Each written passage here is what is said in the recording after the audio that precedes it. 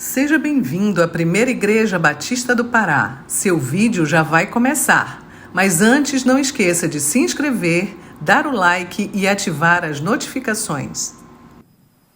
O ministério pastoral dá oportunidade ao pastor e missionário, que quer que seja, que se envolva com o ministério, de se envolver, se estar em meio a muita gente. E, frequentemente, eu tenho estado em enterros, sepultamentos, e ocasiões de sepultamento são ocasiões que você tem gente de todo tipo. Tem gente ali que, se for um sepultamento de crentes, tem muitos crentes, mas também tem os agregados da família que não são crentes. E em um sepultamento, por exemplo, completamente não crente, sepultamento de católicos, eu já estive em mais de uma ocasião, você também tem uma mesclado, tem ateu, tem espírita, tem todo tipo de gente. Mas a experiência mostra que, se você deseja reunir essas pessoas que eu disse tão diferentes, ore o Pai Nosso com elas.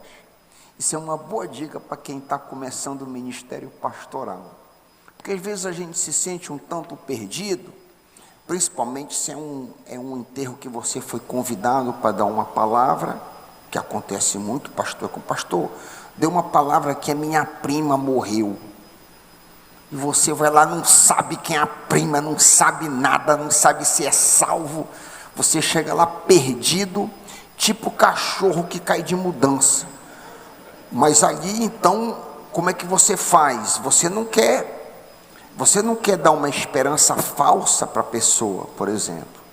E aí você tem que trabalhar como que pisando em ovos naquele ambiente. Mas uma coisa que eu tenho aprendido é que em qualquer enterro, qualquer funeral que você estiver, uma maneira de você congregar as pessoas, ajuntar as mais diversas pessoas, é orar o Pai Nosso.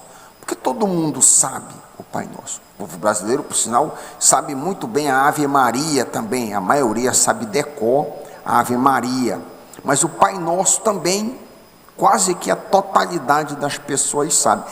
Lamentavelmente, a esmagadora maioria das pessoas que sabe que é todo mundo, não sabe o que significa. Recita aquilo ali como um papagaio que recita alguma coisa decorado. E durante esses vários meses, hoje nós estamos chegando no final, estamos fechando esta oração, que é a oração mais importante do mundo, oração ensinada por Jesus. Nós estivemos estudando petição por petição, uma a uma, e eu acho que seria até interessante a gente recitar essa oração, ou a gente espera para recitar no final. Talvez seja melhor, eu estou improvisando, mas talvez seja melhor a gente recitar no final, depois de eu dar uma passada geral, mais uma vez, nessa oração. Essa oração, ensinada por Jesus, ela é uma oração preciosa, porque ela é um modelo. Ela é um modelo, ela não precisa ser necessariamente repetida palavra por palavra, mas os ingredientes que estão contidos ali servem como modelo. É interessante que ela tem 6 petições. As primeiras 3 petições tratam de devoção, devoção a Deus, devoção ao nome, santificado seja o teu nome, devoção ao reino, venha o teu reino, devoção à vontade, seja feita a tua vontade. Aí, na segunda metade, as 3 petições lidam com a bondade, com a benevolência de Deus. Bondade em relação ao presente, pão nosso de cada dia dá-nos hoje. Bondade em relação ao passado, perdoa as nossas ofensas para trás. E bondade em relação ao futuro, não nos deixes cair em tentação.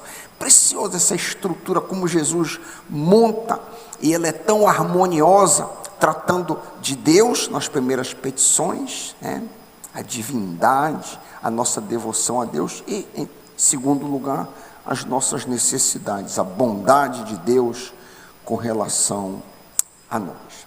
Então vamos dar um voo rasante como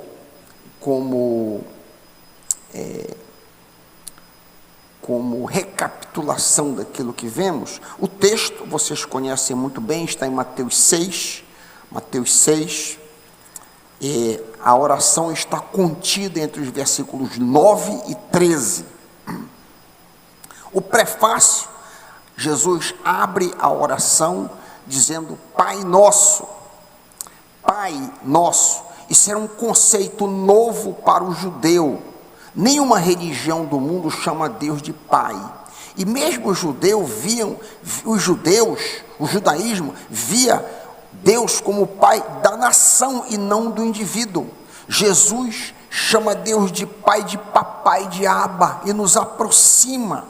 Pai aqui revela intimidade, revela proximidade.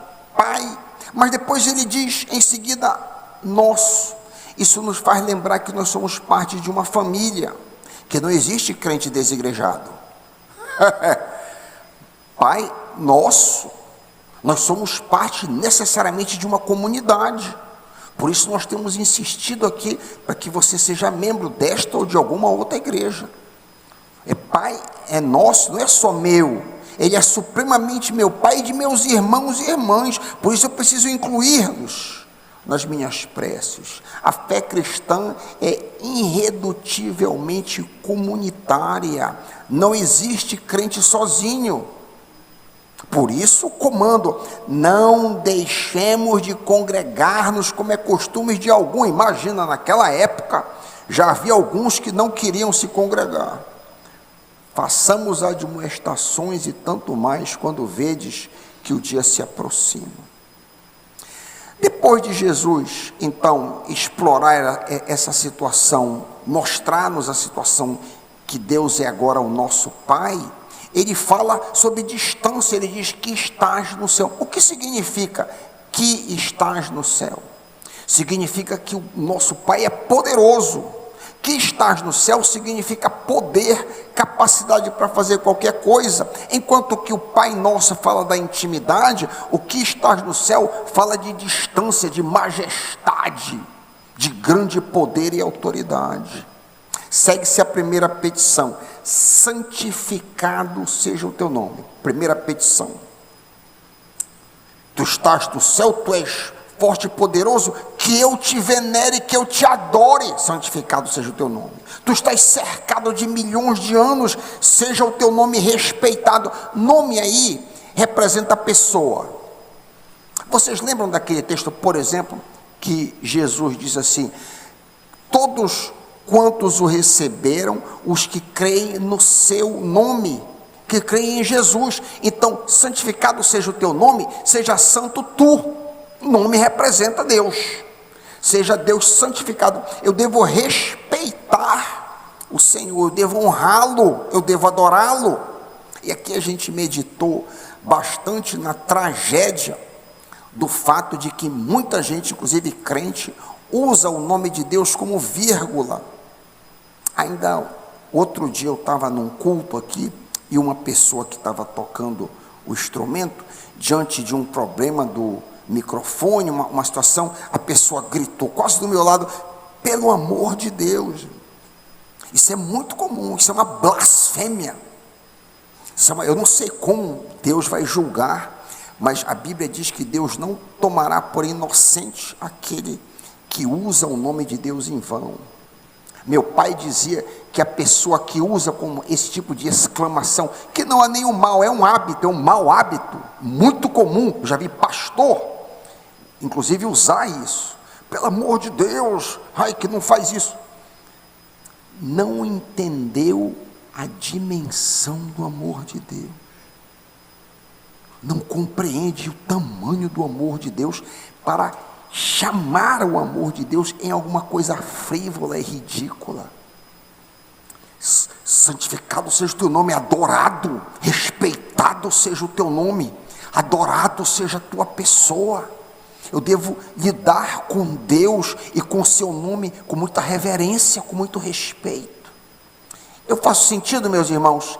Aqueles que entenderam, digam amém. Amém. Não devemos utilizar o nome de Deus como uma vírgula, uma coisa trivial, ou como puxa vida. Meu Deus! Não devemos jurar. A Bíblia diz que a palavra do crente é sim, sim, não, não. O que passa disso vem do maligno. O crente não é para jurar. Eu juro por Deus. Nunca devemos agir dessa maneira. Ao contrário, que o nome de Deus seja santo nos nossos lábios, tanto quanto sua pessoa. Segunda petição: venha o teu reino. O que significa isso?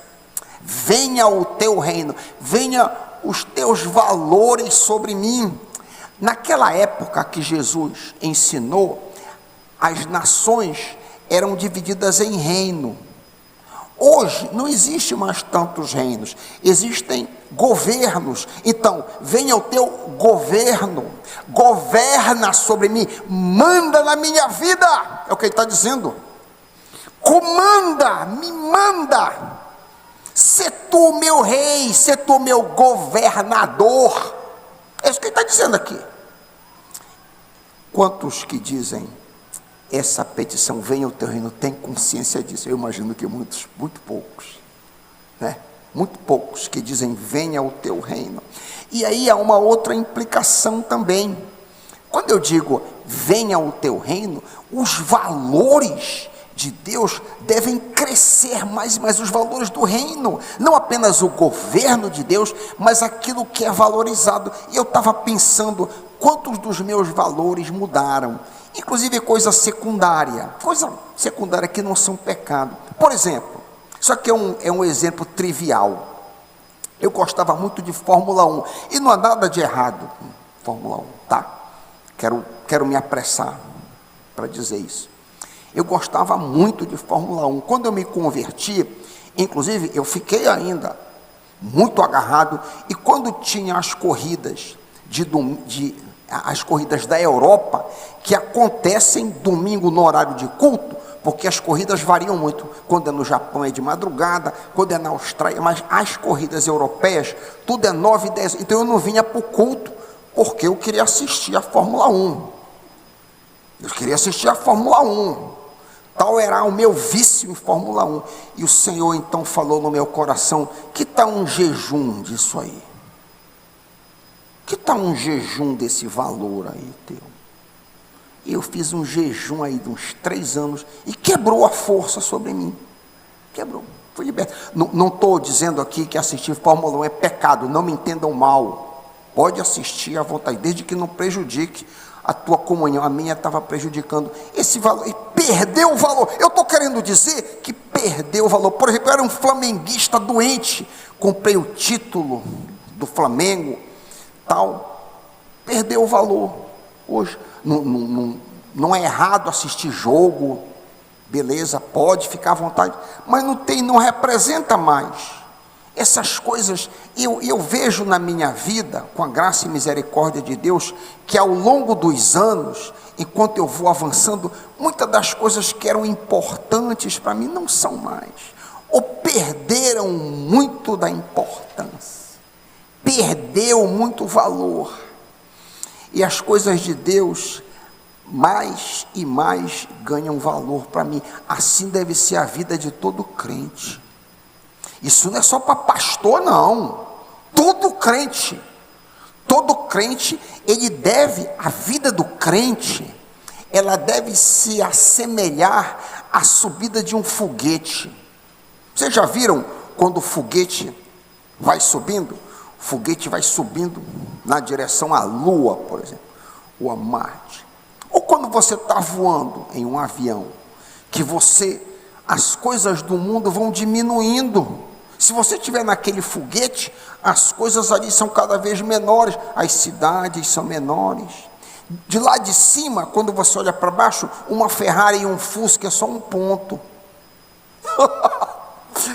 Faz tanta diferença se eu ando numa Ferrari ou se eu ando num Fusca. Os valores dessas coisas, esses bens materiais, vão diminuindo, porque o reino, os valores do reino, que vão tomando conta dos nossos corações. Venha o teu reino. A terceira petição diz: seja feita a tua vontade. assim na terra como no céu. Da mesma maneira como os anjos fazem a vontade rapidamente, Deus diz assim, o anjo fala, assim na terra como no céu. Da mesma maneira eu devo lutar para fazer a vontade do Senhor na minha vida. E todos nós entendemos como é difícil fazer a vontade de Deus em muitas ocasiões. Quando estamos sendo tentados, por exemplo, quando sabemos que determinada coisa tem que parar na nossa vida, ou quem sabe eu tenho que passar a fazer determinada coisa. Não, essa é a vontade, eu já entendi a vontade de Deus, e às vezes há uma luta interior, e Jesus nos ensina, assim na terra, devemos rapidamente fazer a vontade do Senhor. A vontade do Senhor é a melhor coisa para a sua e para a minha vida. Meu irmão, não deixe o diabo enganar você. Muito jovem, muita gente que tem problema, eu atendo gabinete, ainda essa tarde estava atendendo gabinete, muita gente, e você aqui que por acaso aconselha, muita gente que tem problema sério, que não vence, aquela luta, está sempre choramingando, lamentando, é porque não se submeteu à vontade do Senhor. Não de fato se submete à vontade do Senhor. E todos nós, em algum momento, temos que fazer isso, de forma cabal. Eu entendo alguma coisa na minha vida, principalmente se for uma decisão de grande envergadura. Por exemplo, eu tenho que, sei lá, eu tô apaixonada por um determinado rapaz, e eu entendo, por ele não ser crente, ou por algum, que eu não devo casar. Isso é duro para você, mas isso é o melhor para você.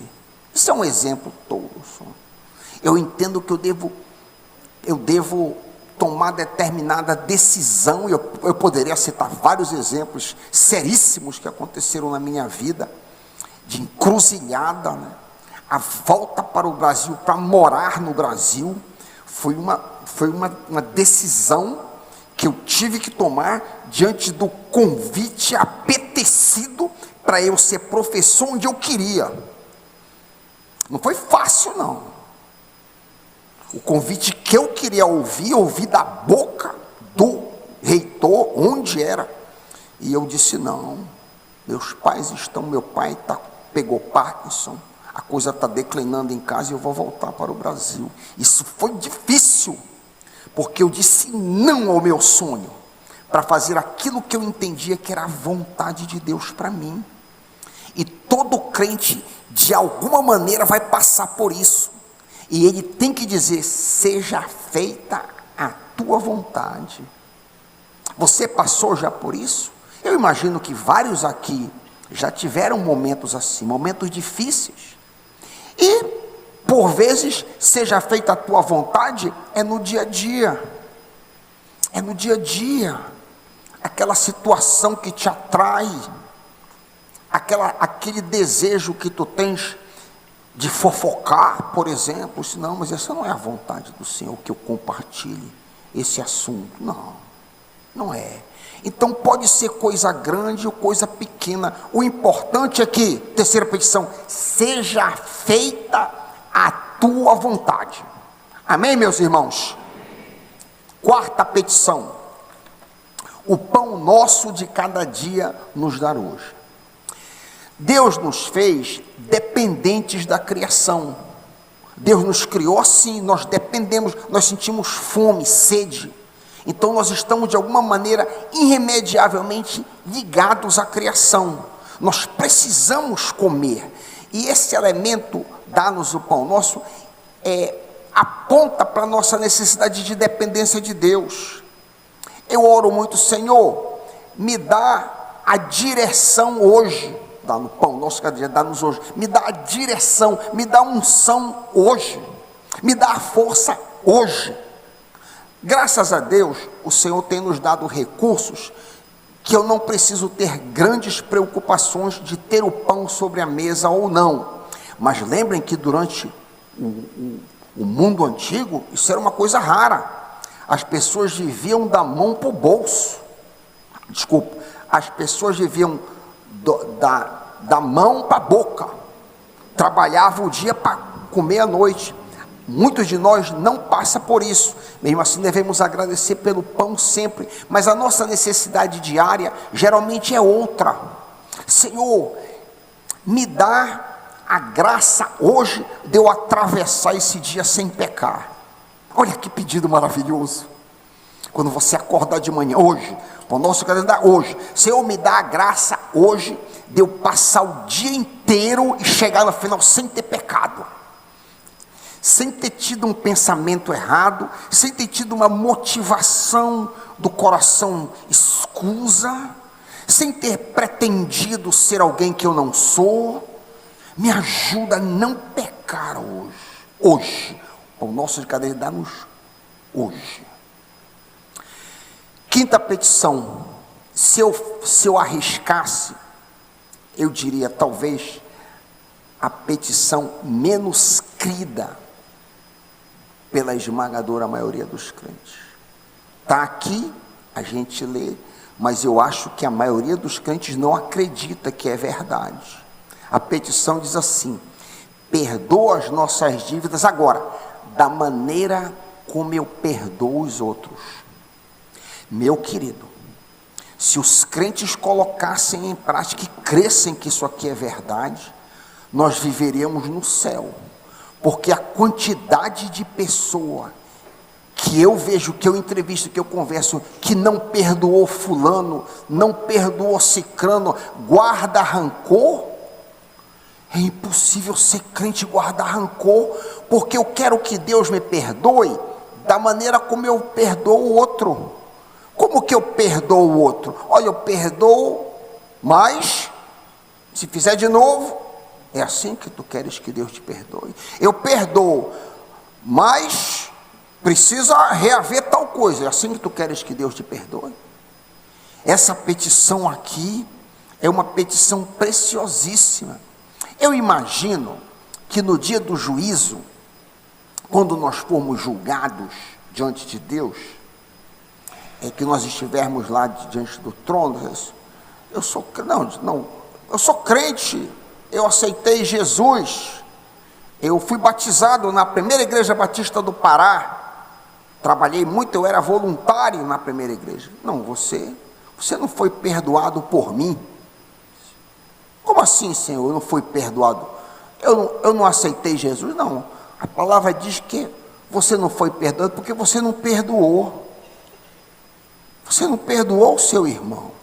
Essa petição é a única petição que Jesus volta.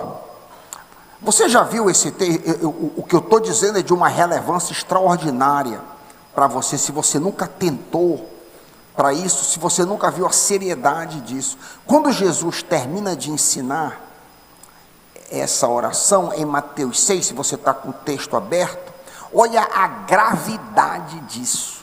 Depois que Jesus ensina a quinta petição, ele vai para a sexta petição, versículo 13, e ele volta para a quinta. Porque se perdoardes aos homens as suas ofensas, ele voltou para o mesmo assunto. Também o vosso Pai Celeste, está falando com o crente, o vosso Pai Celeste, não está falando com o ímpio, vos perdoará as ofensas. Fosse isso pouco, ele diz negativamente: porém, se não perdoardes os outros as suas ofensas, tampouco o vosso Pai vos perdoará. Querido, eu não quero ter nada no meu coração contra ninguém. Às vezes, quando me vê, a gente tem que ter cuidado também aqui, para a gente não confundir emoção com perdão. Porque o perdão é um ato da minha... Senhor, não me deve nada, que seja feliz. A emoção muitas das vezes demora a ser curada. Uma pessoa que te afrontou, imagina eu receber alguém que foi abusada pelo tio foi abusada sexualmente pelo tio e tal, e agora aceitou a Cristo. A maneira de você perdoar isso aí, há todo um processo. Mas todas as vezes que essa mocinha, agora já uma adulta, lembrar das cenas, a dor, o veneno, a angústia vai vir. Então eu não posso misturar as coisas. Eu tenho que separar a emoção que aquilo dá, que pode demorar 10, 30 anos para ela se curar daquela dor, do ato de eu perdoar. Eu perdoar, eu liberar. Libera perdão. Libera perdão. Que seja feliz. Ah, pastor, eu quero vir. Outro dia eu recebi uma pessoa que disse, eu vou visitar de novo. Você não precisa visitar. Não confunda perdão com comunhão. Não. Jesus não tinha comunhão com todo mundo, não. Não confunda perdoar, liberar perdão com ter comunhão com a pessoa. Pode ser que não seja possível ter comunhão. Nós somos chamados a perdoar. Isso aqui é gravíssimo, isso aqui. Perdoa. Não nos deixes, sexta e última petição. Não nos deixes entrar ou cair em tentação, mas livra-nos do pecado. Às vezes a palavra mal ofusca o sentido. Eu gosto de ser mais explícito, porque o que é mal? Pode ser um acidente. Livra-me de ter um acidente quando eu saio daqui, eu fui livre do mal. Livra-me de ser assaltado. Tudo bem, eu oro, eu não quero ser assaltado, nem quero ter acidente. Mas não é esse o ponto que Jesus está fazendo, não é esse tipo de mal. Alô? Não me deixes entrar em tentação, mas livra-me do pecado. Me ajuda quando eu for tentado para que eu não peque. E como que eu vou fazer isso, pastor Raik? Quando eu for tentado, te agarra naquela promessa da escritura que diz, o pecado não terá domínio sobre vocês, Romanos 6,14. Se o pecado está tendo domínio, está te dominando, te agarra naquela promessa, Senhor, não quero ficar escravo dessa situação, livra-me do pecado. Quando eu estiver tentado, não deixa com que eu ceda.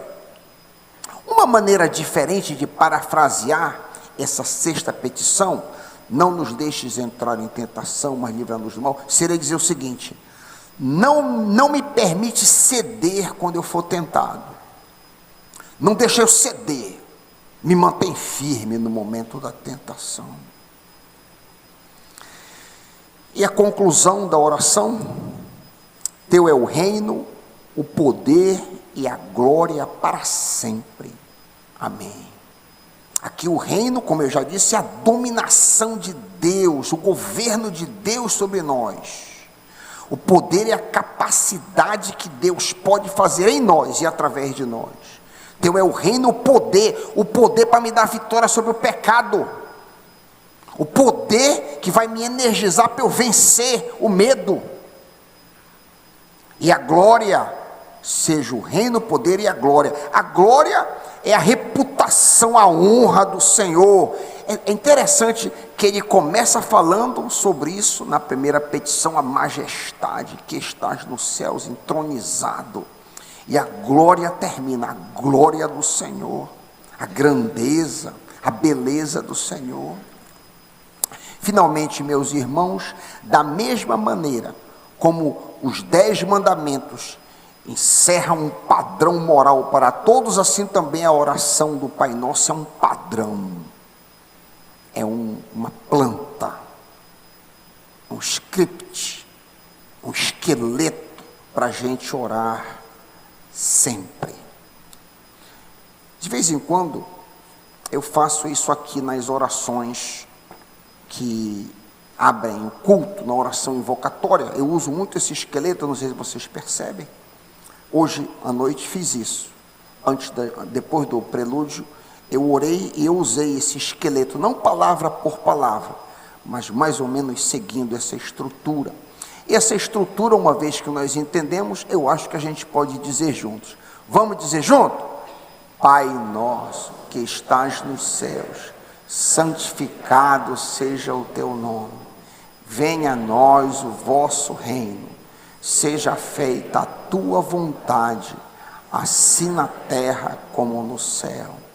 O pão nosso de cada dia nos dai hoje. Perdoai as nossas ofensas, assim como nós perdoamos a quem nos tem ofendido. Não nos deixes cair em tentação, mas livra-nos do mal. Porque teu é o reino, o poder e a glória para sempre. Amém. Amém. Que maravilha, glória a Deus.